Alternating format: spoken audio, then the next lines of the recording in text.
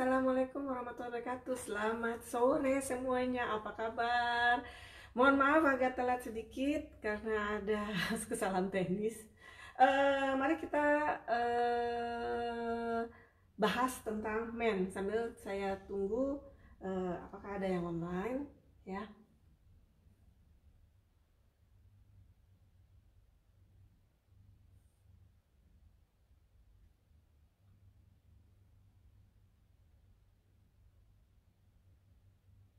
Memang terus terang jamnya mungkin agak nggak enak karena jam segini ya, tapi ya nggak apa-apa, nanti silakan yang lain lihat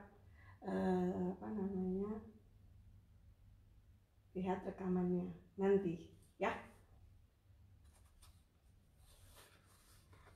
Sambil kita tunggu sebentar apakah akan ada yang online yang lain. Hari ini kita akan belajar tentang men. Jadi men itu apa sih ya? Mungkin udah banyak yang tahu, pokoknya udah dengar men. Apa iya men itu memaksa anak untuk bicara? Apa iya men itu penting banget? Apa iya men ini apa gitu ya? Jadi ya dalam teknik verbal behavior ya, pengajaran bahasa untuk anak-anak yang delays, verbal behavior teknik men inilah yang paling dan sangat berbeda dibanding teknik lainnya. Oke, sambil kita tunggu beberapa yang online. Nah, coba mungkin saya ingatkan juga ke beberapa teman-teman yang ada di WhatsApp group, barangkali ada yang mau join juga dan kelupaan.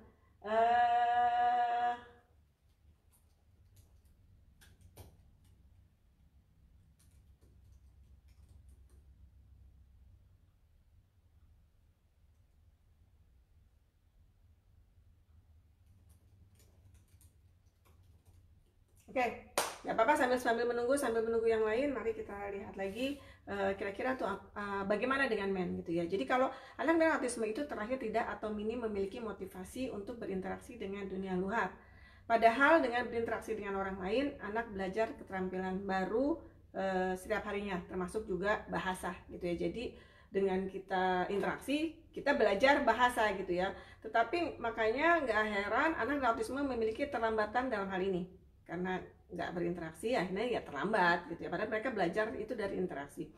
Jadi gimana sih caranya kita meningkatkan motivasi anak untuk berinteraksi? Karena dari berinteraksi inilah dia belajar banyak ilmu gitu ya. Kuncinya itu adalah menarik motivasi ini. Jadi mereka yang memang terlahir memiliki atau minim memiliki motivasi untuk berinteraksi dengan orang lain, kita mencoba menariknya dengan apa gitu. Orang mereka nggak tertarik gitu dengan hal-hal yang umum, anak-anak tertarik, mereka nggak tertarik ya. Makanya kita harus belajar apa yang memotivasi mereka, yaitu dengan teknik men ini gitu ya. Jadi teknik men itu memang kunci dari interaksi, kunci dari vokal, dan kunci dari juga penurunan problem behavior.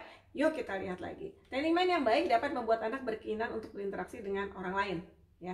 Orang lain yang tadinya adalah sesuatu yang biasa untuk anak, netral ya, katakanlah kalau anak berhubungan dengan orang lain. Kalau anak dengan autisme biasanya agak sulit suka berinteraksi dengan orang lain gitu kan, jadinya ya kayak biasa-biasa aja gitu ya, dekat dengan orang lain. Tapi kalau kita memasangkan diri kita dengan hal yang menyenangkan untuk anak ya, bukan buat kita tetapi buat anak, maka orang tersebut menjadi reinforcer buat anak gitu. Jadi kita memasangkan diri bahwa kita ini adalah pemberi reinforcer, kita ini adalah orang yang memberikan sesuatu yang menyenangkan buat anak. Akhirnya anak merasa bahwa berinteraksi dengan kita adalah sesuatu yang menyenangkan ya. Jadi anak senang berinteraksi gitu kan. Oh, sama tante datang, kalau tante terapis datang, om terapis datang, itu saya senang berinteraksi karena dia selalu bawa apa yang saya mau, karena dia selalu kasih apa yang saya mau. Nah, inilah yang kita ingin bangun. Jadi timbullah keinginan anak bahwa berinteraksi dengan orang lain yang tadinya netral gitu ya, tetapi kan orang lain ini selalu membawa sesuatu yang menyenangkan buat saya. Akhirnya kedatangan orang itu menjadi sesuatu yang menyenangkan, dan itu adalah ilmu behavior ya. Jadi ilmu behavior itu seperti itu gitu. Tadinya ngelihat orang biasa aja, ngelihat kak tante itu biasa aja, tante datang, oh ya udahlah gitu ya. Tetapi kalau dia membawa sesuatu yang menyenangkan buat anak merasa senang. Nah, yang menyenangkan buat anak ini apa? yang masing-masing anak akan menjadi sangat berbeda gitu ya, dan mungkin juga sangat jauh beda dengan anak tipikal atau ya orang-orang yang biasa gitu ya. Teknik main yang baik dapat membuat anak menjadi vokal ya, dengan menangkap apa yang menjadi kesenangan anak, sehingga kita dapat anak termotivasi untuk mengeluarkan suaranya. Pakai tekniknya namanya teknik shaping ya, teknik di ABA yang lain yang namanya teknik shaping. Apa yang memotivasi anak? Tentu satu anak berbeda dengan yang lain ya. Ada anak yang senang makan, senang main, senang melakukan aktivitas sederhana, atau sesuatu yang mungkin kita pikir tidak menarik tapi buat mereka menarik. Disitulah kuncinya, disitulah kunci kita untuk menarik dia menjadi vokal, menggunakan barang-barang yang buat mereka menarik gitu. Ya ingat ya, kita adalah orang pemberi reinforcer, kita adalah orang yang memberi kesenangan buat anak. Jadi yang kita lihat, pemikiran kita bukan dari sisi kitanya yang menarik, tetapi dari sisi anak. Teknik main yang baik dapat menurunkan problem behavior. Anak yang belum bisa bicara atau anak yang bisa bicara tetapi belum bisa mengungkapkan apa di dalam hatinya akan berkomunikasi ya, akan berbicara dengan behaviornya yang ganggu gitu ya.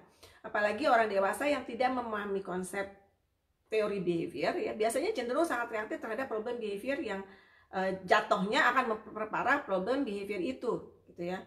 Dan cenderung biasanya orang tua langsung memberikan apa aja yang anak mau. Jadi anak mendapat pengertian salah, menangkapnya salah, bahwa problem behavior adalah cara berkomunikasi. Begitulah cara dia berkomunikasi dengan problem behaviornya, itu berarti benar karena saya dapat apa yang saya inginkan. Jadi contohnya kalau anak misalnya diberi sesuatu, ingin sesuatu terus dia nangis gitu ya, ingin sesuatu terus dia nangis, kemudian nangis, pertama kita nggak kasih, tapi kemudian lama-lama makin nangis makin kencang, lama-lama dia mukul kepalanya gitu. Akhirnya mau nggak mau kita selalu semakin kita takut anak melukai diri sendiri, langsung kita reaktif, langsung menolong atau langsung ngasih, kamu mau apa, kamu mau apa, kamu mau ini, kamu mau itu, mau kamu itu. Nah, kita pikir bahwa supaya anak diam, tetapi yang dipikir anak adalah begitu cara minta barang. Jadi saya pukul aja kepala, semua yang saya mau barang datang sendiri, mainan yang saya mau datang sendiri, makanan yang saya mau datang sendiri. Nggak, begitulah cara berkomunikasi gitu ya. Jadi ingat, anak-anak ini terutama autisme adalah anak yang secara sosial juga mungkin memiliki konsep sosial yang belum paham untuk anak-anak level segini ya, yang belum bisa mengungkapkan hal-hal sederhana.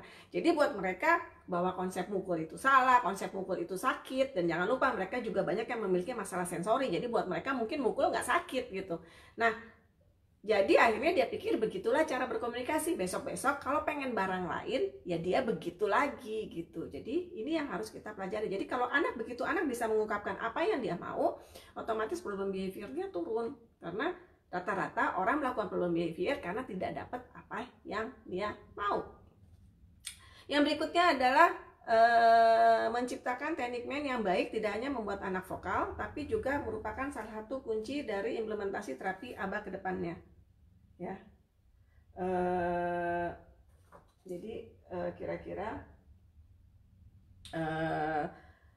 tapi juga bukan kunci implementasi ABA ke depannya, karena teknik main ini yang membedakan antara ABA VB dengan teknik yang lain gitu, dengan ABA yang lain gitu, karena di ABA yang lain nggak ada teknik main.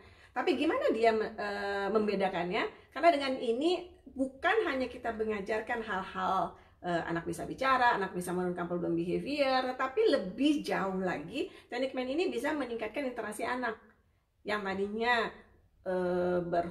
yang tadinya istilahnya berinteraksi dengan terapis merupakan sesuatu yang si tante datang lagi, tante lagi, saya capek tahu nggak, males deh, disuruh kerja, disuruh belajar gitu ya. Tapi kalau kita tahu dengan teknik main yang baik dan kita juga kita menciptakan kita sebagai reinforcer buat sang anak, akhirnya kita merasanya anak merasanya bahwa oh iya, jadi dia nggak merasa belajar lagi, dia merasa senang dengan kedatangan. Jadi kan otomatis motivasi dia untuk belajar nambah gitu ya. Kita nggak harus memaksa anak untuk belajar, malah kita tidak memaksa, mengajak-ngajak anak istilahnya kayak maksa untuk belajar, tapi dia datang sendiri gitu. Dengan adanya teknik main, dia datang sendiri karena dia ingin senang berinteraksi dengan kita, senang kita dapat bisa memberikan hal-hal yang dia suka. Dia tuh datang sendiri, nggak usah dipaksa-paksa ya.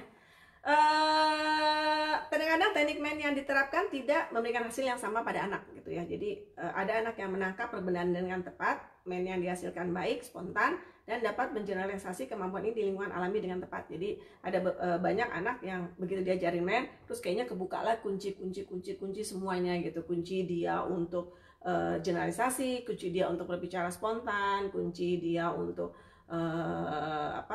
segala macam yang lain, yang imitasi, yang mengikuti perintah dan sebagainya tuh beberapa anak ya langsung bisa aja sendiri gitu ya.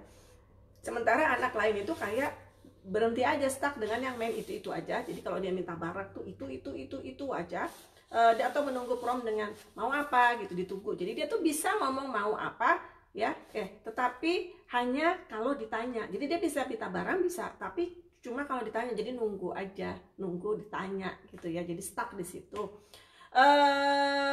Kemudian anak lain mungkin akan berulang-ulang dengan tidak sabar mengatakan nama barangnya berulang-ulang sampai barang itu diberikan. Jadi kalau dia pengen chips, dia pengen kerupuk, dia ngomong kerupuk sampai kerupuknya dikasih sama terapisnya atau orang tuanya gitu. Anak lain mengajarkan satu main apel, akan berpikir dia bicara apel ke semua barang itu namanya apel. Nah dia pikirnya begitu. Jadi kalau sekali diajarkan apel, dan ini memang salah satu kalau salah satu kekurangan yang sudah diperbaiki di teknik apa, kalau kita mengajarnya dalam mas trial 1, jadi ngajarinnya satu-satu, yang terjadi pada anak autis dipikirnya, apalagi untuk anak-anak pemula ya terutama, kadang-kadang dipikirnya ya semua namanya itu. Jadi kalau kita hanya mengajarkan satu target apel untuk men, dia pikir semua benda namanya apel. Pokoknya kalau dia ngomong apel, dia dapat. Jadi itu yang dihindari. Makanya dalam teknik men juga kita sangat menghindari yang namanya yang namanya seperti kata makan, minum gitu, itu terlalu umum ya, jadi agak malah jatuhnya membingungkan anak. Jadi kita pengennya tuh langsung makan apa, minum apa, terus kemudian ya kalaupun benda gitu apel itu pun juga nggak boleh satu gitu, selalu minimum dikasih 3 gitu. Kenapa 3 target? Karena kalau 1 dia pikir semua benda namanya apel, kalau 2 dia tahu kalau yang satunya dia ngomong salah terus kita nggak reaksi, dia pasti nebak yang kedua. Tapi yang kedua ini bukan karena dia tahu, tetapi karena dia nebak. Dia lihat reaksi kita nggak bereaksi. Kalau ini benar, berarti ini dia ngomong salah. Langsung dia koreksi yang kedua. Tapi bentuknya yang kedua ini bukan karena dia ngerti kalau dia salah terus dia ganti jawaban, tetapi dalam arti kata dia berpikirnya ya ini salah. Tapi satunya tuh tapi nebak, bukan beneran. Jadi gitu. Makanya selalu target itu selalu 3 ya. Target itu selalu 3 termasuk dalam main. Atau bahkan ada anak lain yang scrolling, menyebabkan semua nama barang yang dia tahu untuk mendapatkan yang dia inginkan. Jadi kalau misalnya diajarin apel, anggur, nih diajarinnya juga udah sekali 3 gitu ya. Apel, kue, kebetulan dia suka anggur, apel, anggur, kue gitu ya. Tapi dia kalau mau minta barangnya, dia ngomongnya apel, anggur, apel, terus kita diam, dia bingung, anggur, dia bilang kue, jadi semua barang disebut. Jadi dia benar-benar dia nggak paham bahwa dia harus ngomong satu kata yang memang benda itu baru dia dapat bendanya. Jadi itu namanya scrolling ya, nebak. Jadi dia sebenarnya nggak tahu, cuma asal ngapal aja. Ini sering banget terjadi pada anak-anak ini gitu ya. Kenapa sih bisa beda-beda? Padahal teknik main padahal ya orang yang ngerjainnya sama misalnya ya. Jadi kalau misalnya kejelian terapis dan orang tua untuk memahami karakter dan apa yang anak sukai dalam mendapatkan teknik main yang benar akan sangat mempengaruhi hasil dari terapi mainnya. Jadi terapi main ini benar-benar kita harus tahu, kita harus melihat apa yang menjadi kesenangan anak, apa yang menjadi hambatannya, dan benar-benar kita lihat, kita pantau, jangan sampai terjadi kesalahan-kesalahan seperti ini. Ya. Dalam membuat program apapun tidak ada program yang sama, tidak ada program yang copy paste. Jadi kalau ada program ABA yang copy paste itu perlu dipertanyakan karena anak ini beda-beda. Seperti saya bilang tadi, teknik mainnya sama, orang yang ngerjainnya sama, bisa jadi beda-beda hasilnya. Gitu. Kalau kejelian dari terapisnya, kejelian dari orang tuanya untuk memahami apa yang anak suka nggak pas gitu, nggak dapet gitu ya. Nah, semua program ABA harusnya individual, disesuaikan dengan kondisi anak, karakter dan kesukaan anak gitu ya. Selain juga harus dipahami bahwa anak dengan autisme memiliki tingkat severity autisme yang berbeda-beda dan termasuk intelijensia yang berbeda pula. Jadi kalau misalnya ada yang bilang saya coba sama klien lain bisa Bu, langsung lancar semuanya bisa gitu ya, langsung tidak ada masalah dalam pencapaian mennya gitu ya, mainnya langsung bagus, bisa tergeneralisasi, bisa tiba-tiba banyak berkembang sekali, langsung cepat. Ingat ya, ingat ada tingkat severity autisme yang berbeda-beda gitu. Jadi makanya benar-benar kita harus menangkap kejelian, menangkap karakter anak, sifat anak, termasuk juga tingkat keautismenya, supaya kita memahami ini kira-kira ngadepinnya gimana, tingkat kekakuan anak dalam berbahasa juga gimana, itu beda-beda gitu loh. Kalau anaknya memang kebetulan alhamdulillah ya tingkat severity autisnya nggak terlalu, terus kemudian bisa generalisasi sendiri ya bagus, tapi kan kita nggak tahu gitu ya. Jangan sampai pencegahan lah, jangan sampai terjadi hal-hal yang tidak kita inginkan, akhirnya kerjanya dua kali gitu ya. Terus gimana sih tips-tips bagaimana menciptakan men yang baik dengan menggunakan reinforcernya gitu ya. Yang pertama, lakukan proses pairing dengan sang anak, bermain dan berinteraksilah bersama anak dengan tulus dalam suasana yang menyenangkan. Diawali tanpa tugas, tapi jika anak sudah terlihat sudah siap untuk melakukan tugas, berikan tugas kecil secara perlahan. Kenali karakter dan kesenangan anak dalam proses pairingnya. Jadi yang pertama kita lakukan kepada anak adalah proses pairing. Jadi kan tadi saya bilang ya, bahwa kehadiran dari terapis, kehadiran dari orang tua dalam proses pengajaran ini, teknik men ini harus menimbulkan sesuatu yang menyenangkan buat anak. Jadi anak itu nggak dipaksa-paksa, nggak dipaksa duduk ya. Anak memilih untuk duduk, tidak dipaksa duduk, tidak dipaksa apalagi dipegang-pegang dari belakang untuk menunjuk apa yang dia harus ditunjuk, tidak pula dengan diikat. Karena saya juga pernah dengar ada yang sampai diikat karena anaknya pergi-pergi terus. Dan ingat lagi, usia anak mempengaruhi. Nggak ada anak tipikal pun yang katakanlah umurnya di bawah 5 tahun, 4 tahun, 3 tahun lah katakanlah, nggak ada tuh yang sampai berjam-jam bisa duduk di meja, bisa duduk di kursi, di meja duduk, nggak ada. Apalagi anak ABK, autisme yang memiliki masalah sensori ya, dia memang butuh, badannya butuh gerak, butuh sensori, dari mencari sensori di lingkungan gitu. Jadi nggak mungkin gitu, dan nggak mungkin. Jadi sekali lagi tergantung umurnya ya. Kalau umurnya udah di atas 5 tahun mungkin akan kita lebih banyak mengarah ke meja gitu ya. Tetapi kalau untuk anak masih kecil, usia-usia dini, ya nggak ada juga anak-anak kecil tuh yang sampai bisa duduk berjam-jam di meja, nggak mungkin gitu. Jadi ya ini harus kita lihat ya. Yang penting proses pairing. Pokoknya kalau sampai anak datang ke tempat terapi nangis, atau kalau tantenya omnya terapis datang anak sampai nangis yang berlebihan ya, yang sampai kayaknya trauma, ketakutan, itu pasti ada yang salah dengan pendekatannya. Nah, ngapain? Ya inilah balik lagi kita harus melakukan proses pairing ya. Jadi kita bermain sama anak sambil kita memperhatikan karakter anak, kesukaannya apa. Karena kan ingat ya, kunci dari terapi ABA yang baik adalah kita bisa menangkap motivasi anak. Jadi sebetulnya reinforcer itu bukan cuma sekedar reinforcer, tapi reinforcer adalah sesuatu yang benar-benar terbukti meningkatkan probabilitas kejadian itu terjadi lagi di masa depan. Ya, artinya benar-benar terbukti bahwa akan meningkatkan behavior belajar dari sang anak, kayak gitu ya. Jadi benar-benar kita kejar, dicari reinforcer yang memang memotivasi. Identifikasi reinforcer yang diinginkan anak. Reinforcer adalah barang yang anak sukai dan diinginkan pada waktu tertentu yang terbukti meningkatkan behavior yang diinginkan. Jadi, ya sekali lagi ya, reinforcer bukan yang kita pikir anak suka, tapi ya benar-benar terbukti meningkatkan probabilitas behavior itu terjadi lagi di masa depan. Ya, jadi dengan kita asumsi semua anak cowok umur segitu pasti suka di mobil-mobilan gitu ya, pasti sukalah ini gitu, pasti dia suka makan gitu ya. Jadi itu asumsi yang salah gitu.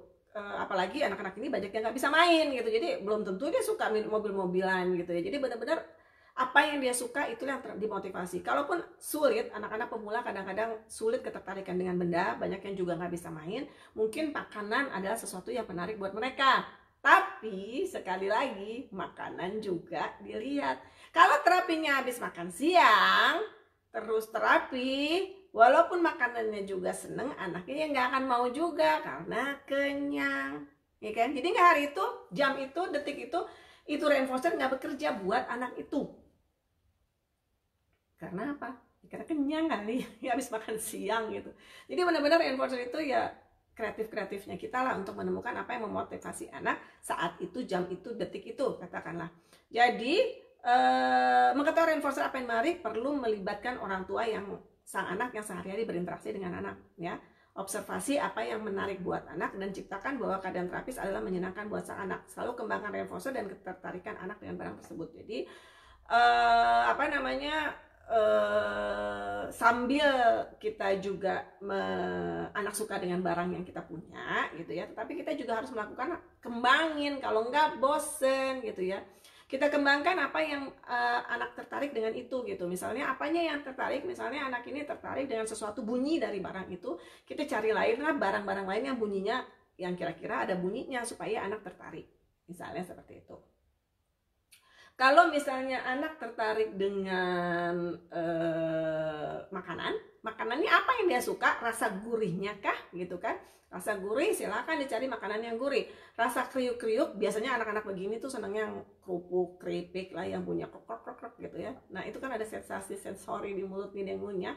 Nah itulah yang terus dikembangkan. Atau mungkin kalau permainan, anak suka mobil-mobilan, misalnya ya mobilnya nggak cuma ya kita lakukan permainan dengan mobil-mobil itu gitu. Misalnya kita tambahin apalah sesuatu lagi, jadi menarik dan nggak bosen. Ya ibaratnya orang juga kalau dikasih itu terus, makanan itu terus, ya bosen kali ya gitu ya. Jadi ya memang harus dikembangin, harus diganti, yaitu tergantung kreativitas orang tua dan terapisnya. Kemudian ada hal yang perlu dilihat sebagai tanda siap anak untuk diajarkan men, ya. Itu yaitu anak datang ke orang tua atau terapis untuk melakukan interaksi sosial.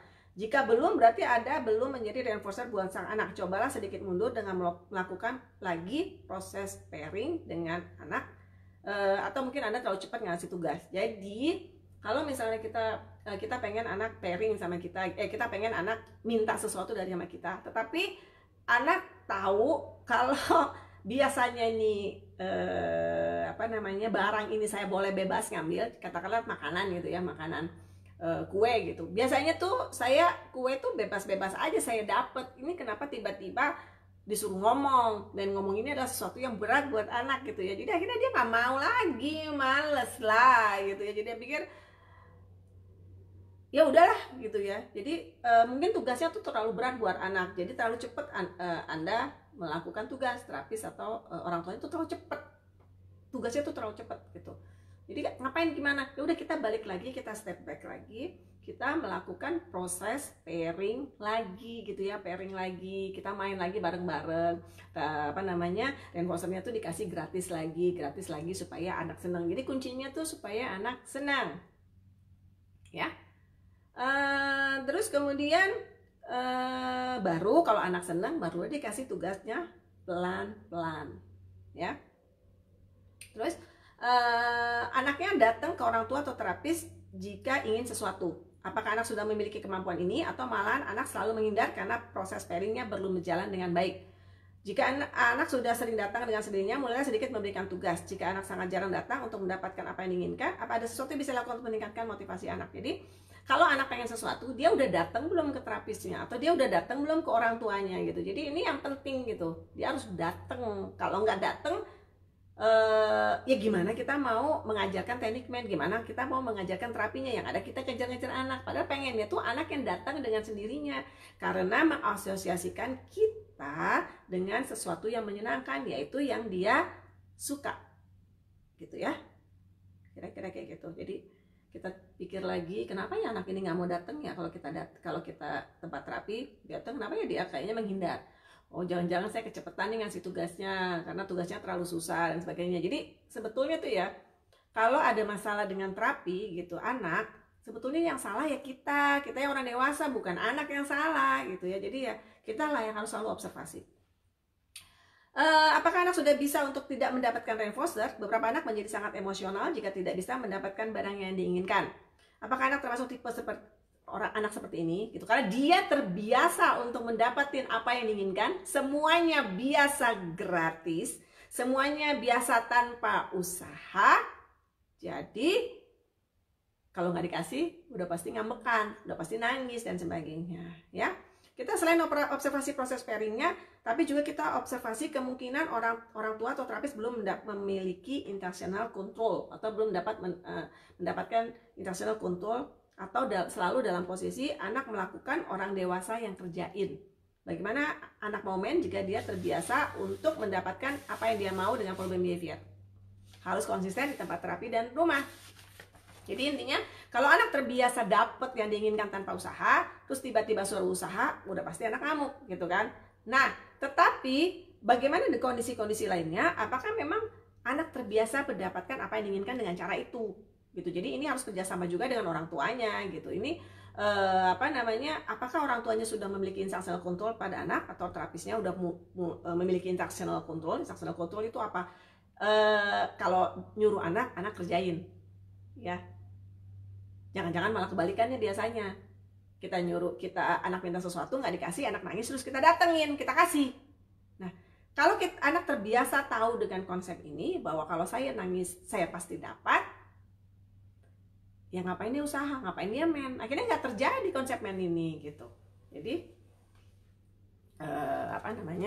haruslah ini yang harus kita lihat dan kita pelajari ya.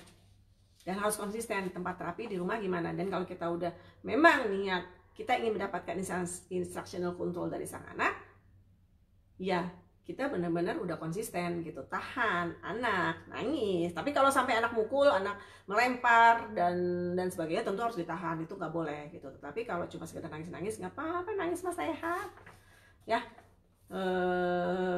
Kalau ingin mendapatkan sesuatu, jadi kembali lagi Anda harus mempelajari tentang fungsi behavior. Di website saya juga ada tuh fungsi behavior. Jadi dipelajari lagi, kalau anak melakukan problem behavior yang terlalu parah disebabkan oleh apa, dilihat lagi. Oke, nah sekarang apa yang harus diperhatikan supaya men dapat berhasil dengan baik ya? Pasang yang pertama, pasang target yang anak pasti bisa capai ya.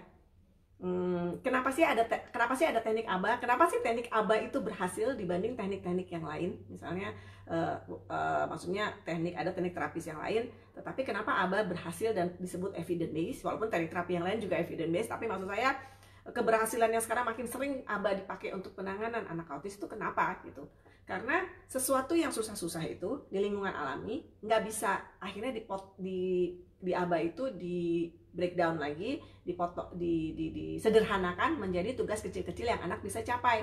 Tapi tujuan utamanya adalah apa? Tujuan utamanya di sana. Tetapi tujuan utamanya misalnya adalah anak bisa mengimitasi spontan di lingkungan alami ya. Anak autis kan memang terlahir tidak bisa imitasi di lingkungan alami. Terus kemudian kita ajarinnya dengan teknik ABA, imitasi yang langsung di lingkungan alami susah. Pelan-pelan kita melakukan imitasi dengan memecahnya menjadi yang kecil-kecil, misalnya pegang hidung, pegang mata dan sebagainya gitu kan, dengan perintah tirukan misalnya dan sebagainya. Tetapi itu bukan tujuan akhir, ini mah cuma tujuan perantara gitu ya. Tujuan akhirnya itu sama juga seperti teknik men ini. Teknik men ini targetnya apa? Targetnya oke, anak kalau pengen apel dia bisa ngomong apel, tetapi anak yang masih non vokal tiba-tiba suruh ngomong apel, ya susah kali ya gitu. Sama seperti kita kalau kita kerja terus kemudian bos ngasih target yang muluk banget yang kayaknya kita nggak mungkin capai, mau dikasih apa juga kita udah tahu nggak bakal capai gitu kan, nggak semangat juga, nggak akan lah, mau diapain juga, mau dikasih bonus berapa juga nggak mungkin tercapai, itu cuma ngomong doang tuh bos gitu paling kita ngomong begitu kan. Sama seperti anak ini, kalaupun kita kasih target iming-iming reinforcer yang apel yang emang dia suka banget ya, tapi kalau ngomong apel itu susah, itu juga males kali ya. Jadi kita cari target perantara yang anak bisa capai. Apa yang bisa anak capai? Anak bisa capai adalah dari babbling yang anak bisa gitu. Makanya pertama kali yang adalah kita lakukan adalah kita dengerin nih babblingnya anak bisa ngomong apa. Biasanya anak walaupun belum bisa bicara itu udah suka babbling, atau i atau lah apalah bentuknya, tetapi ini tidak dalam kontrol apa-apa ya, cuma dia ngomong aja sekedar dia bersuara gitu kan. Mayoritas anak sih babbling, dan pada prinsipnya dalam verbal behavior anak yang bisa babbling itu pasti bisa dibentuk menjadi kata yang berarti. Nah, pasangkan babbling yang anak bunyikan dengan reinforcer yang dia suka gitu. Jadi kalau kita denger ini dia babblingnya bisanya apa ya, bisanya apa, terus kemudian kita pasangkan dengan apa yang dia suka. Apa yang dia suka? Contoh misalnya anak yang suka apel, terus kita denger kayaknya dia bisa ngomong apel, kadang-kadang keluar gitu ya. Oh, ada ada apel, ini bisa nih matching gitu ya. Jadi tapi behavior dia belum terbentuk. Behavior dia bahwa kalau saya ngomong, anak ngomong apel dapat apel, atau kalau dia belum bisa ngomong apel, saya ngomong saya dapat apel, ini kan belum ada, belum pernah terjadi gitu di hidupnya terjadi.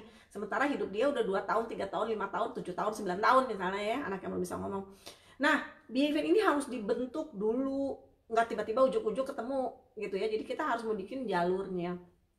Nah, jadi itulah apa namanya, kita behavior ini kita bentuk pelan-pelan. Jadi kita misalnya kita liatin apel gitu ya. Anak-anak level pemula itu barangnya masih harus kelihatan, walaupun bisa dibilang bukan murni man.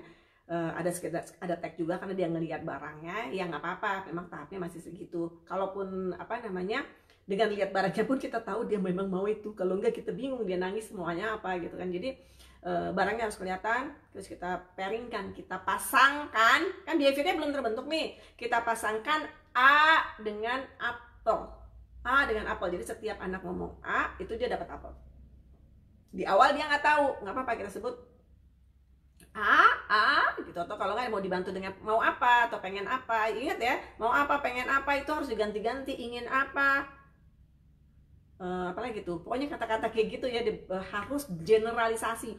Pertanyaannya juga harus generalisasi, banyak jenisnya ya, maksudnya sama ya, supaya anak terbiasa mendengar pertanyaan berulang-ulang, nggak cuma satu. Karena anak-anak autisme ini kecenderungan kalau misalnya cuma dikasih tahu satu pertanyaan, ya dia akan merespon cuma pertanyaan itu aja, tidak dengan pertanyaan yang lain. Jadi kalau cuma ditanya mau apa, dia cuma merespon akan mau apa, tapi kalau pengen apa, ingin apa, butuh apa, dia nggak akan respon gitu. Jadi ya kita pengen mengajarkan ini dari awal. Oke, jadi kita masangin A dengan apel ya. Apel, lama-lama itu terus dilakukan, terus menerus, lama-lama kan terbentuk juga di koneksi di otaknya bahwa oh, kalau saya mau apel saya tinggal ngomong A, tapi masih targetnya A gitu ya. Oke, jadi gimana? Kita harus pilih 3-5 barang atau aktivitas yang anak sukai ya. Jadi kuncinya adalah yang anak sukai, bukan yang kita pikir anak suka ya. Jadi benar-benar yang anak sukai. Dan fokus pada pembentukan behavior anak babbling itu sehingga anak mendapatkan barang yang dia suka. Jadi kita babbling, anak suka babbling, kita pikir-pikir apa ya gitu ya, yang kira-kira nanti bisa dibentuk menjadi kata yang berarti yang dia suka. Kalau misalnya untuk apel, kita dengar lagi, oh dia suka kue gitu ya, ngomongnya weh, dia nggak bisa ngomong weh, bisa, berarti A untuk apel, W untuk kue. Terus kemudian lagi misalnya dia suka keripik, i gitu ya. Kalau keripik susah, i dulu, i dengan keripik gitu ya. Terus apalagi, oh dia suka bubble misalnya, bubble yang ditiup-tiup itu, mayoritas anak suka bubble ya. Ya misalnya bubble gitu, atau bubble, terserah lah anak ini biasanya apa gitu, bebas. Terus kemudian misalnya dia suka loncat ya. Jadi kita sebetulnya kalau anak-anak kecil, kalau anak-anak masih kecil banget, kadang-kadang mereka lebih tertarik kepada hal-hal yang berbau aktivitas, maksudnya makan sih ya, semua orang suka makan, tapi kalau makan dia nggak suka mau gimana gitu ya. Misalnya sesuatu yang bentuknya aktivitas. Mayoritas anak suka di kitik-kitik, mayoritas anak suka di loncat, suka loncat bareng. Mayoritas anak suka misalnya digendong kalau anaknya masih kecil ya, gendong, gates dong gitu. terus kita sambil main-main gitu ya. Mayoritas anak suka ayun, mayoritas anak suka main-main dengan diputar kayak kursi kayak gini nih, kursi kantor kayak gini diputar. Ini mayoritas anak tuh suka nih kayak gini ya. Ini juga bisa menjadi sarana main yang pas buat anak-anak ini ya. Jadi makanya sekali ngenalin seperti saya bilang tadi, nggak boleh satu, nanti dia pikir semua barang namanya apel. Ya, jadi harus 3-5. Jadi sekali ngenalin dalam waktu 1 hari itu semuanya diajarin. Ya. Dan ini juga untuk menghindari kebosanan sang anak. Setelah mudah anak dan tidak salah memasangkan bunyi dengan barangnya, jadi dia udah tahu kalau A dia dapat apel, gitu ya, W dapat kue, I dapat keripik dan sebagainya. Mulailah kita tingkatkan kesulitannya dan yakin anak juga bisa gitu. Jadi nggak tiba-tiba dari A langsung suruh ngomong apel, itu kan susah. Jadi ngomongnya A apa gitu. Jadi kalau ngomong A lagi nggak dikasih, karena udah level segini baru dikasihnya kalau dia ngomong apa gitu, apa. Jadi seperti itu, jadi kayak gitu ya, terus kita. Nanti kalau anak udah ngomong apanya udah jelas, kita tingkatin lagi kesulitan menjadi apel gitu ya. Jadi proses ini yang berjalan bisa jadi bulanan, bisa jadi mingguan, bisa juga harian, ada loh yang bisa langsung terbentuk harian, bulanan, mingguan, bulanan, yang pelan-pelan kalau dikumpul-kumpul akhirnya jadi kata yang berarti. Dan ini ingat ya, program ABA itu harus intensif dan konsisten. Setiap hari itu lebih baik. Bukan selalu harus 8 jam sehari. Maksudnya 8 jam itu sebetulnya mau meliputi seluruh kegiatan anak. Bukan berarti terus anak harus di dalam ruangan terapi sampai 8 jam. Pokoknya sampai dia bosen. Yang ada jatuhnya bukan bisa, tapi udah bosen. Jadi kita lah yang harus pintar-pintar bervariasi. Pokoknya artinya adalah setiap kegiatan anak hari itu tuh bermakna, nggak cuma habis untuk streaming kesana kemari dan sebagainya. Itu sih kenapa harus intensif dan konsisten, terutama untuk pembentukan dasar yang terutama teknik main ini ya. Jadi kemudian pemberian reinforcer yang juga harus pada saat yang tepat. Nah, jadi kalau saya udah cobain Bu kayak gitu tapi kok masih belum bisa gitu, malah salah nangkep dan sebagainya. Pemberian reinforcernya juga harus pada saat yang tepat. Ingat teori ABC. Jadi ABA tuh nggak susah-susah lah ya. Cuma 2 aja yang kita ingat mah. Teori ABC, teori behavior ABC sama fungsi behavior. Udah cuma 2 itu aja mah, yang lain mah nggak usah diingat lah. Nggak usah diingat, maksudnya kita praktekin aja ya, bukan yang harus diingat. Teorinya semua balik-balik lari ke 2 teori itu. Jangan memberikan reinforcer pada saat anak melakukan problem behavior dan berusaha merebut reinforcernya. Ya, jadi anak yang terbiasa dapat semuanya gampang, terus tiba-tiba kita kasih tugas dia harus ngomong walaupun cuma babbling gitu ya, tiba-tiba ngamuk, pasti marah, nangis, terus kita kasih barangnya, ya, anak begitu nangis, ya harus dia rebut, ya udah deh kita kasih. Yang dipelajari anak adalah apa? Ingat teori A, B, C, antecedent, behavior, konsekuensi ya. Ada behavior, ada konsekuensinya. Jadi kalau dia merasa dia dapatnya karena nangis, karena begitu dikasih behaviornya nggak jalan, behavior mintanya nggak jalan, terus kemudian anak nangis, yang diperkuat oleh konsekuensi dapat main ini adalah nangisnya, bukan behavior yang harusnya dia ngomong minta barang.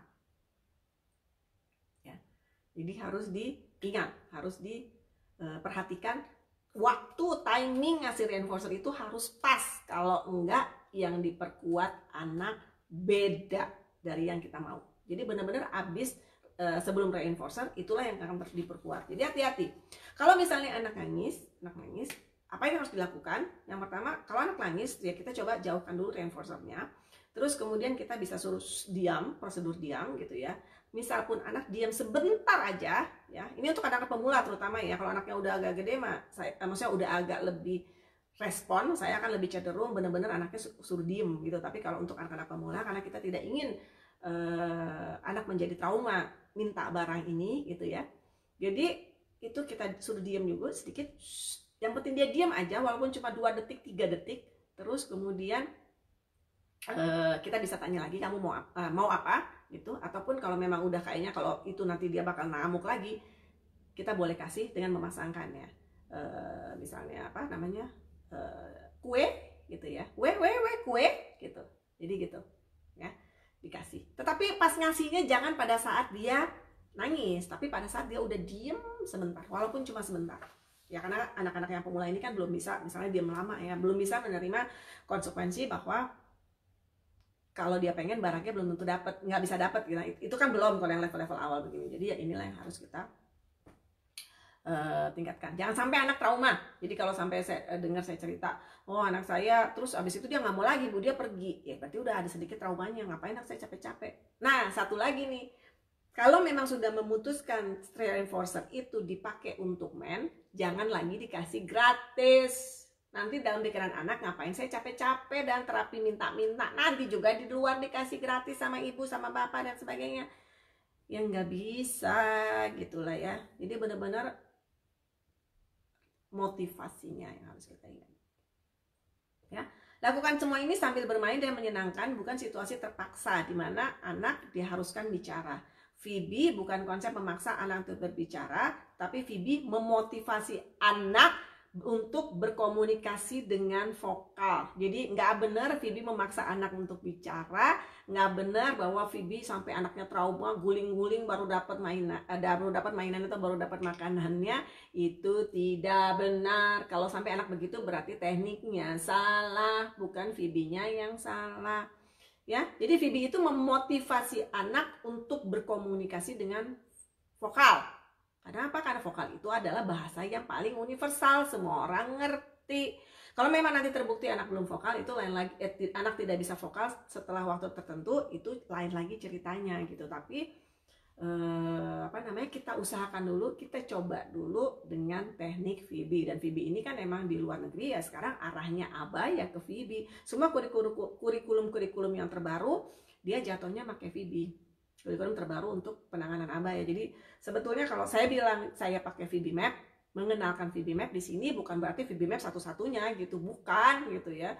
Cuma memang kalau menurut saya Phoebe Map adalah yang paling gampang dimengerti dan dipakai oleh orang awam gitu. Jadi kalaupun akhirnya saya pakai yang lain atau nanti suatu saat saya pakai yang lain, ya nggak apa-apa, itu namanya perkembangan zaman ya.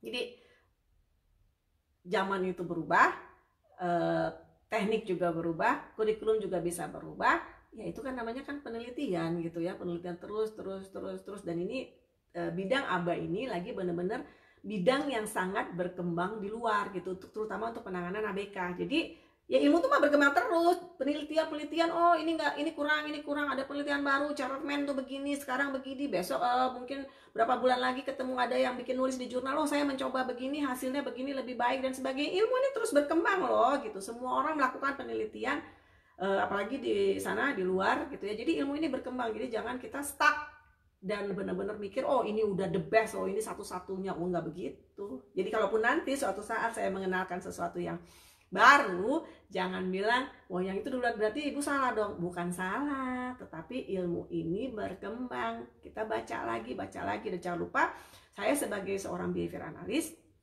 ini BCBA harus selalu belajar. Jadi nggak langsung stop ilmu saya, maksudnya kewajiban saya terus kalau udah BCBA terus BCBA selamanya, tidak gitu. Kewajiban saya adalah saya belajar terus dengan teknik-teknik yang terbaru, ngumpulin sekitar 32 jam belajar dalam 2 tahun. Jadi saya selalu ya insya Allah selalu up to date dengan perkembangan ABA di luar gitu.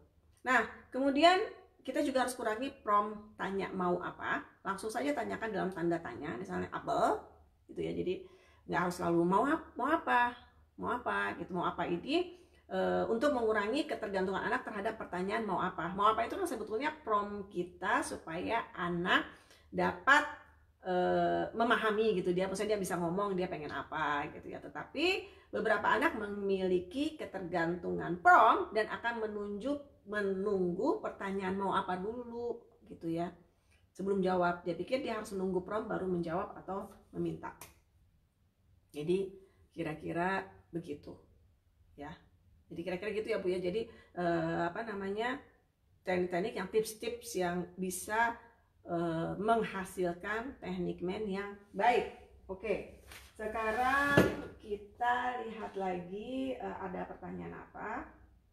Ada beberapa pertanyaan saya lihat yang masuk. Oke, kita mulai dari atas.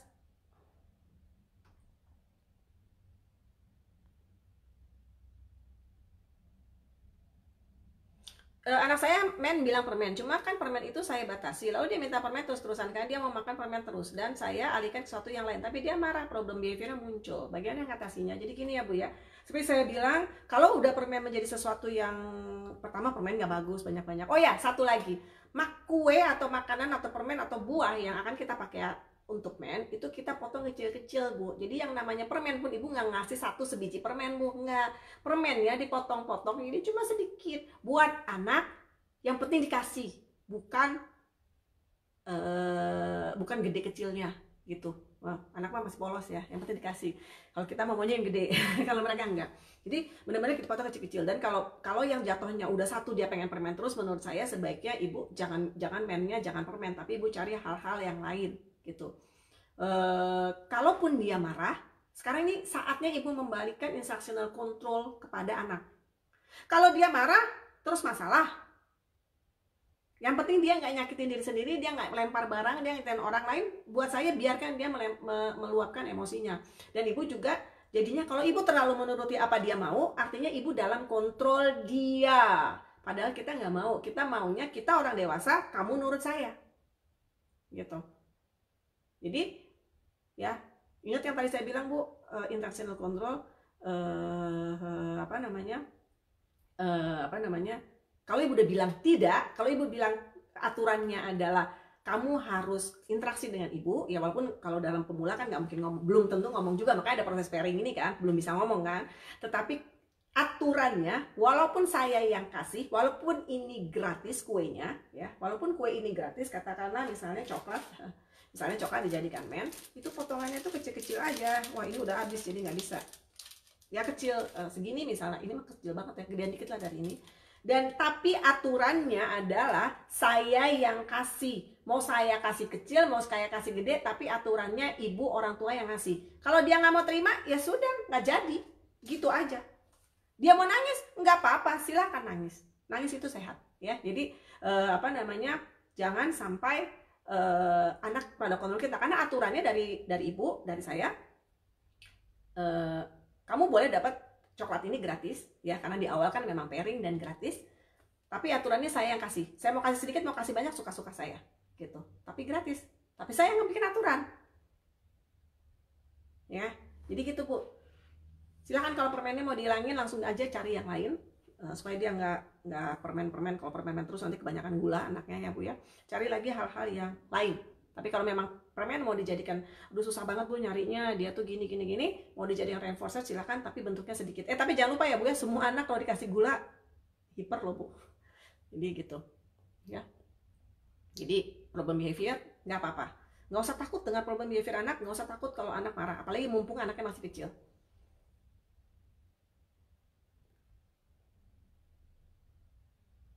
Oke, Bu, anak saya 2 tahun 9 bulan menangis kalau tinggal berdua dengan terapis, tapi ceritanya dia tidak menangis. Apakah anak saya harus ditemani jika terapi, atau ada saran pengalaman berapa lama anak? Anak diterapi dengan temani, oke.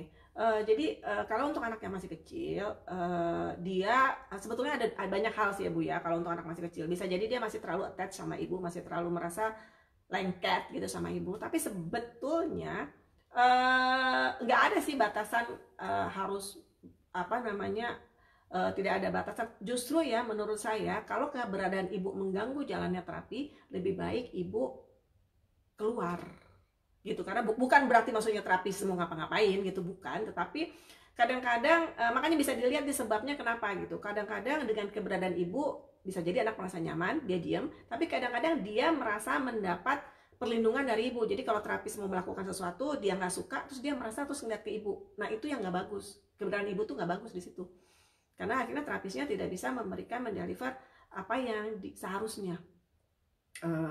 Coba diperhatikan lagi, kira-kira diobservasi kenapa gitu. Apa yang memang karena memang di rumah ibu selalu berdua, kemana-mana dia selalu berdua. Nah itu lain cerita, dia terlalu attach sama ibu ya. Seharusnya sih Kalau udah umur 2 tahun 9 bulan, apalagi kalau udah agak lama terapinya, kalau cuma 1 kali 2 kali saya masih maklum, tapi kalau udah lebih dari itu seharusnya dia udah bisa terapi sendiri. Tetapi bagaimana ibu melihat anak ibu menikmati terapi itu? Apa dia ada trauma, atau dia takut, atau dia biasa-biasa aja cuma karena pengen ada ibu aja dia merasa nyaman? Nah itulah yang harus diobservasi dan dianalisa, Bu, gitu. Saya dulu pernah terapi anak kecil juga, umurnya 3 tahunan ya, 3 tahunan kayaknya. Yaitu kebetulan anak pertama, jadi orang tuanya tidak bisa mendengar anaknya nangis. Terus karena biasa bebas di rumahnya, suka-suka dia gitu ya. Terus kemudian kondisi terapi, di awal kan kita memang pairing ya, pas tapi ada satu kondisi kalau udah pairingnya udah cukup dan kita juga udah lama terapi di sana gitu ya, ada kondisi memang anak harus nangis gitu, karena kan kita memberikan hasilnya, artinya tugas, disiplin dan sebagainya gitu ya. Nah ternyata kalau anaknya nangis terus ibunya datang, kan kebetulan terapinya di rumah, begitu anaknya nangis, ibunya datang ke dalam bawa coklat. Bagaimana mau terapi berjalan dengan baik kalau gitu caranya gitu ya. Jadi ya harus kita analisa kasus per kasus untuk kalau seperti ini, Bu. Tapi menurut saya kalau 2 tahun 3 bulan, apalagi kalau cuma sekali 2 kali saya masih maklum, tapi kalau udah lebih saya rasa sebaiknya ini ibu maksudnya udah nggak nangis lagi, dan harus dilihat lagi juga gimana proses di terapi di sananya, gimana, menyenangkan atau enggak buat sang anak ya. Anak saya sukanya sama plastiknya and slime, plasticin dan slime, tapi suka dimakan. Ya ini udah susah banget ya, namanya makanan yang kayak gitu-gitu, terus anaknya cepet banget gerakannya makan. Saya tahu anak saya termasuk yang begitu, Bu. Anak saya termasuk yang pernah suka pakai Play-Doh, udah gitu suka makan Play-Dohnya. Pernah juga di sekolah, adalah masanya dia di sekolah akhirnya mengutin Play-Doh di dalam yang udah jatuh-jatuh, Play-Doh teman-temannya tuh dimakan. Ada juga periode begitu. Tapi kalau menurut saya, kalau memang hal-hal yang kayak gitu sebaiknya sih dihindari ya, Bu ya, karena kan ya kita juga nggak, apalagi kalau Play-Doh udah jelas itu kan terbuat dari tepung-tepungan ya, yang walaupun berwarna tapi kan semuanya untuk memang non toksik. Tapi kalau bangsa slime saya juga nggak tahu tuh yang bisa kayak gitu-gitu terbuat dari apa, yang berbahaya lagi buat kesehatan anak. Kalau seperti itu lebih baik diistirahatin dulu aja, Bu. Mungkin lagi periode anak sensori mulutnya bermasalah atau apa, kita cari reinforcer yang lain. Reinforcer itu nggak selalu dalam bentuk benda, nggak usah selalu dalam bentuk makanan, bisa juga aktivitas ya, aktivitas bareng, nyanyi bareng gitu ya. Jadi tikel-tikel, hampir semua anak suka ditikel-tikel, hampir semua anak suka main bubble, hampir semua anak suka main kursi-kursi kayak gini. Jadi banyak gitu, nggak cuma harus makanan atau mainan. Bagaimana cara melatih men apabila anak belum bisa ekoik meditasi, dan dari mana harus memulai anak belum verbal umur 5 tahun. Jadi sebetulnya pemulaan men, mayoritas dari yang saya tangani juga termasuk anak saya itu memang belum bisa juga, Bu. Nggak bisa ekoik, nggak bisa. Kalau kasus anak saya dia bisa imitasi, betul. Tapi banyak kasus beberapa teman, beberapa yang saya tanganin juga nggak mulai dari imitasi juga, Bu. Jadi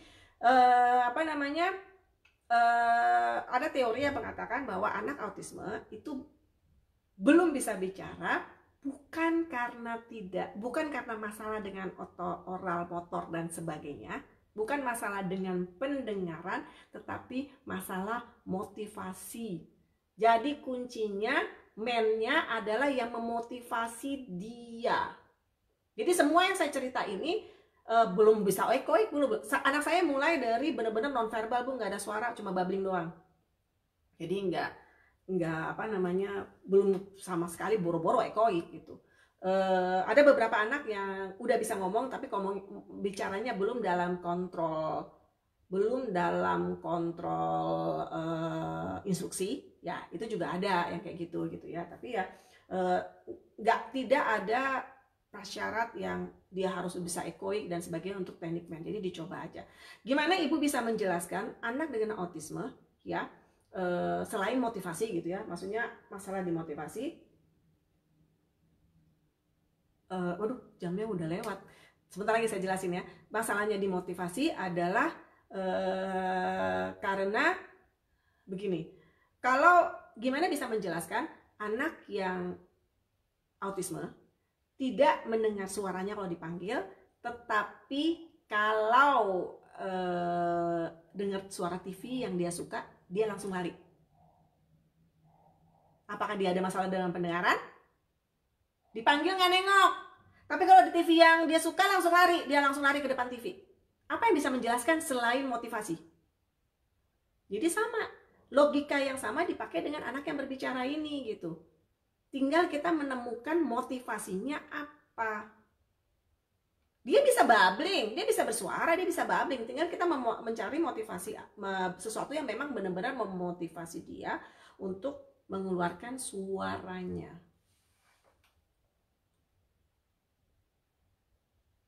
Anak saya, Bu, ketika saya diberikan instruksi, anak saya berusaha jawab, tetapi tidak bisa mengikuti. Tetapi kita saya bilang ciluk, anak saya bilang Mbak, itu kenapa ya Bu? Bahkan kita dalam kepepet,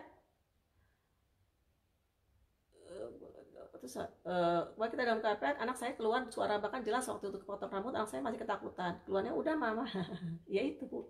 Jadi behavior dia, kalau dia mau, dia minta, atau instruksinya itu belum terbentuk Bu, terlahir memang begitu. Kalau ditanya kenapa, ya terlahirnya begitu Bu. Anak autisme terlahir dari sananya, bukan salah bunda mengandung, dari sananya itu tidak memiliki motivasi, tidak memiliki keinginan untuk berinteraksi dengan orang luar. Kalau kepepet kenapa bisa? Karena kepepet. Dan behavior ini tuh belum ada. Makanya kenapa terapi ABA bagus, kenapa terapi ABA penting? Karena behavior itu dibentuk pelan-pelan. Tadinya tuh nggak ada Bu, nggak ada jalur nih di otaknya dia. Kalau saya mau minta barang, saya harus minta, nanti saya dapat. Semudah itu gitu. Dia nggak ada di otaknya, dia nggak ada. Makanya pelan-pelan ini kita bentuk. Kenapanya harus intensif dan konsisten.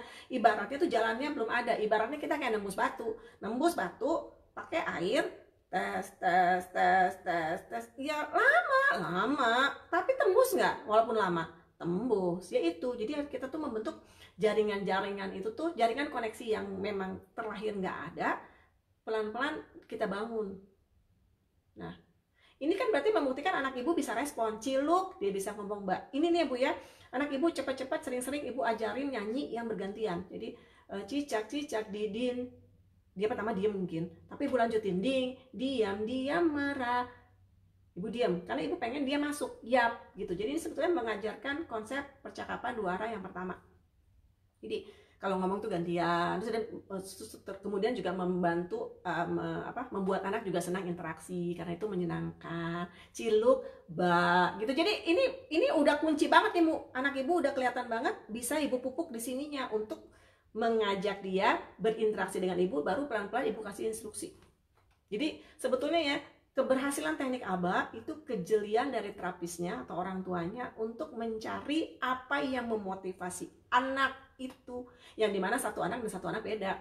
Ini kalau anak Bu Nande mungkin dia senangnya hal-hal yang seperti itu, atau mungkin hal-hal yang seperti bentuknya nyanyian yang bergantian ya. Dia menikmati permainan cilukba, ya berarti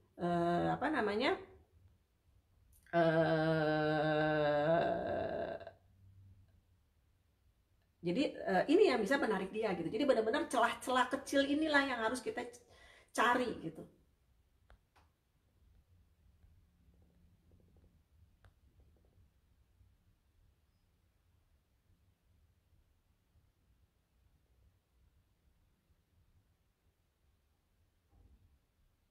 Oke, pertanyaan dari Bu Cecilia. Anak saya 17 belum vokal, masih babbling, dia gangguan atensi. Tapi kalau mau apa-apa biasanya misalnya tarik tangan saya digaret langsung kerja. Kalau dia mau main, dia ambil mainannya dikasih ke saya seolah minta dibukakan. Tapi kalau mainannya memang nggak ada yang dia nyari, dia akan memainkan mainan lain. Kira-kira melatih, iya sama Bu. Jadi melatih mainnya, ini semua tipikal ya, tipikal anak yang memang belum bisa bicara, bahwa dia narik tangan. Itu salah satu red flag, jangan-jangan anaknya autis gitu ya. Tapi saya nggak tahu, mungkin anak dulu masih terlalu kecil untuk diagnosa. Nah, jadi kalau dia ngasih, jadi ini tuh ada kunci interaksi sebetulnya ibu dengan dia. Dia tuh sebetulnya ada masih keinginan interaksi. Coba ibu bikin mainan itu menjadi sesuatu yang menyenangkan, main bareng gitu. Jadi misalnya mainan dia ngasih ke ibu, terus ibu pura-pura sembunyiin. Nanti dia cari, nanti ibu tangkep tuh matanya dia. atensinya dia dengan cari, nah tangkep mata, gazing matanya dia waktu dia nyari mainannya itu gitu. Jadi permainan-permainan kayak gini ibu harus tingkatin. Terus kemudian sama juga tadi nyanyi bareng, terus kemudian pelan-pelan sambil ibu bermain dengan yang kayak dia nyari mainan, terus ibu misalnya ada 2 mainan yang sama, ibu ketok-ketok, dia suruh suruh apa namanya dipancing untuk ketok-ketok juga gitu. Jadi apa ya, kayak ada interaksi 2 arah yang membantu anak sebetulnya terapi juga, tapi konteksnya bermain, apalagi masih kecil. Akhirnya pelan-pelan kemampuan imitasi dan mengikuti perintah anak pelan-pelan ada.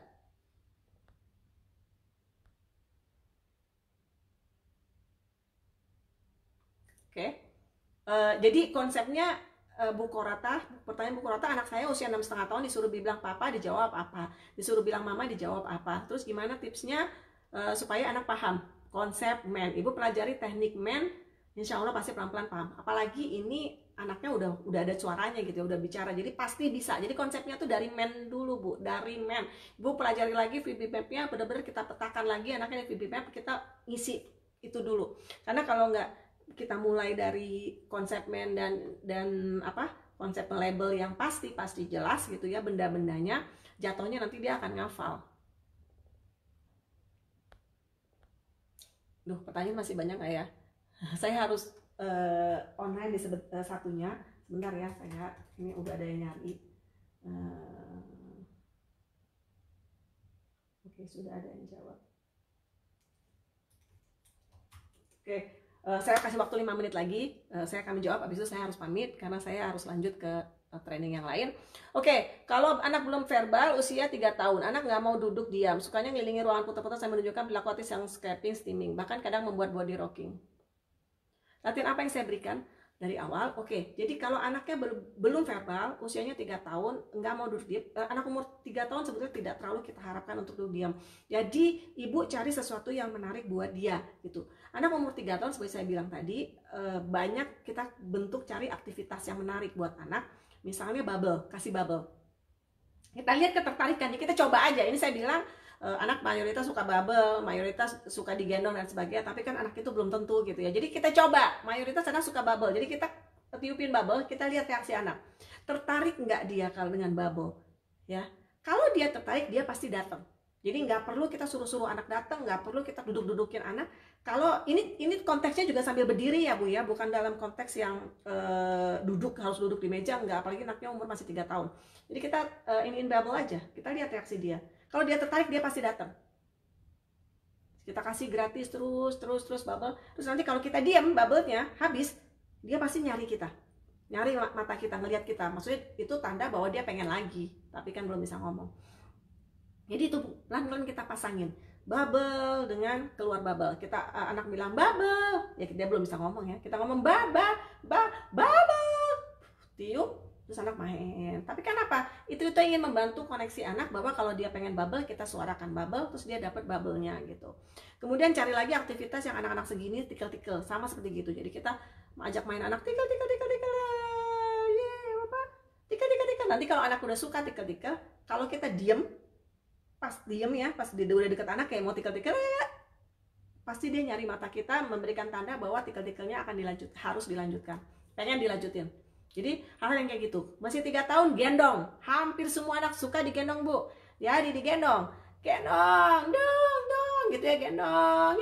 Gendong digini-giniin, terus turunin lagi. Terus pasti ketawa-ketawa tuh anak. Terus kita liatin lagi. Pasti dia pengen lagi. Kalau dia tangannya begini, pasti dia pengen lagi kan. Gendong, dong, gendong. Gitu. Jadi pilih paling nggak 3-5 aktivitas yang dia suka. Termasuk sama kursi-kursi gini. Nih kursi-kursi begini ya. Anak-anak umur segitu seneng banget. Ini misalnya gini, gitu kita diamin, terus putar, gitu. Jadi saya yakin anak yang tipe-tipe yang steaming, maksudnya suka jalan-jalan nggak kemana-mana, tetapi kalau diputer, digendong, kasih bubble, pasti langsung kelihatan matanya langsung zep gitu. Jadi kalau kita udah lihat mata anak ya, kalau anaknya matanya kayaknya kesana kemari tuh ya, kalau lagi steaming, begitu dia kelihatan sinarnya yang tek. Nah, kita tahu itu dia ada lagi in sama kita. Kelihatan kan matanya langsung bersinar, langsung cus. Nah, itu yang kita lihat nih berapa lama dia bisa seperti itu ya. Nah, terus ditingkatin setiap apa sering lama-lama makin lama. Ya. Jadi seperti itu. Saya ingat waktu Rehan juga pertama kali pembentukan verbalnya tuh juga kayak gitu. Jadi itu juga dia digendong, umurnya udah 4 tahun lebih, digendong di sini loh. Di sini. Ya udah agak gede ya. Jadi udah begini juga udah gak kuat. Sini. Saya udah sampai bilang sama terapisnya. Kebetulan kalau gendong bahasa Inggris kan gampang ya, up. Jadi setiap itu mau up terus taruh sini, terus dipondong, wih, sambil ketawa-ketawa tuh anak ya. Saya udah bilang sama terapisnya, jangan ngajarin saya begitu ya, ntar saya bisa sakit pinggang. Saya kecil dan Rehan tuh lumayan chubby kan. Jadi apa namanya? Ya itu terus saya udah bilang sama terapisnya, ini kamu yakin mau ngajarin gendong? Saya nggak mau kayak gitu, terus saya pinggang saya sakit. Dia ketawa, nggak apa-apa deh, nggak apa-apa Ruri, katanya, saya rela deh sakit pinggang, yang penting katanya, yang penting Rehan bisa ngomong katanya. Tapi bener loh, Rehan bisa ngomong. Oke. Alhamdulillah. Ibu, anak saya umur 10 tahun sudah ada verbal tapi terbatas. Ini bicara sudah ada seperti mama, pipis, minum, tapi belum bisa bilang mama ini apa. Sepertinya belum ada rasa pengen tahu. Membaca, menulis sudah bisa tapi mama masih terbatas. Gimana supaya si anak bertanya? Oke. Jadi kalau ibu mau tahu jawabannya, ibu harus petakan dulu ke VB-Map. Karena kalau dari VB-Map, ini ya VB-Map. Dari VB-Map itu ketahuan gitu kenapanya. Jadi misalnya ibu petakan anak ibu ini kan VBMP ini pemetaan kemampuan bahasa dan sosial anak. Kita cari, kita petakan, terus kemudian kalau misalnya apa namanya kelihatan kenapa, karena bertanya itu adanya di sini. Kalau di sininya belum penuh, belum kosong, ya otomatis susah nyampe sini bu. Itu aja jawaban saya ya. Ada proses. Berapa lama potensinya anak dikatakan siap masih belajar? Oke, pairing itu sebetulnya nggak selesai. Begitu anak belajar pun tetap harus pairing. Kita harus lihat kondisi anak. Terus kemudian berapa lamanya sangat tergantung anak. Pokoknya kalau anaknya rasanya udah nyaman sama kita, udah kayaknya enjoy dengan pelajarannya, kita bisa langsung pairing. Kita bisa langsung kasih tugas dan pelan-pelan. Oke, satu lagi dan habis ini saya harus pamit. Bu, sorry Bu, saya kalau saya tegur adiknya sensi banget. Bu, kadang ikut kesal sama adik, marah, mau lempar barang, kadang ikut nangis suara-suara kita pakai intonasi tinggi atau rendah gitu. Gimana Bu solusi? Kalau kita bilang yang dekor ada adik lo bukan kamu. Oke. Iya. Jadi saya nggak tahu dia negor adiknya, mungkin dia nggak suka dengan suara ibu yang intonasi tinggi. Dia pikir mungkin ibu marah atau gimana mungkin Bu ya. Agak kurang jelas juga sih pertanyaannya Bu, jadi mungkin harus ibu lebih memberikan gambaran lebih luas dari pertanyaan. Tapi mohon maaf saya harus pamit karena saya ditunggu di grup sebelah dan saya sudah telat 30 menit karena tadi saya telat online di sini karena saya nggak tahu ya. Saya pikir tadi ini kan beda 5 jam sama Paris. Saya pikir saya berarti online nanti jam 1 gitu. Padahal jam 11 ada yang ngingetin. Suami saya ngingetin loh, katanya mau online. Oh iya ternyata udah lewat waktunya. Aduh mohon maaf, agak ada kesalahan tadi. Saya pikir saya harus online, jadi makanya saya agak terlambat hadir. Tapi senang sekali bisa hadir dan senang sekali banyak sekali yang hadir, bisa sampai 40 lebih saya lihat ya. Terima kasih atas perhatiannya, semoga bermanfaat. Saya akan mencoba untuk lebih rutin lagi untuk FB Live, untuk mengajarkan. Kalau ada yang ada topik-topik yang ingin dibicarakan, silakan ditulis di sini. Nanti kita akan coba bahas lagi di waktu yang akan depan. Oke, terima kasih atas perhatiannya dan selamat malam dan wassalamualaikum warahmatullahi wabarakatuh. Bye bye.